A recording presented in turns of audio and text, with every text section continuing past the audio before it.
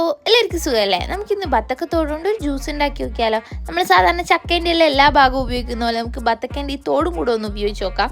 അപ്പോൾ നമ്മൾ ബത്തക്ക ഫുള്ള് ക്ലീനാക്കി എടുത്തിട്ട് ഇതുപോലെ ചെറിയ ചെറിയ കഷ്ണങ്ങളാക്കി എടുത്തിട്ടുണ്ട്. ഇനി നമുക്കത് കുക്കറിലിട്ടിട്ട് കുറച്ച് വെള്ളം ഒഴിച്ചിട്ട് വേവിക്കാൻ വേണ്ടി വെക്കാം.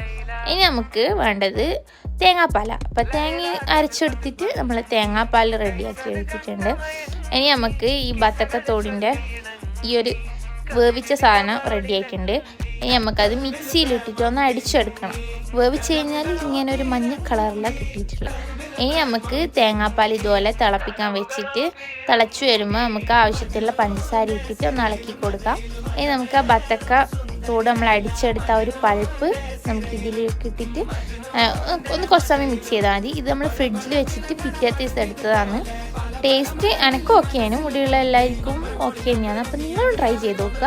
അപ്പോൾ ഓക്കെ, ബൈ.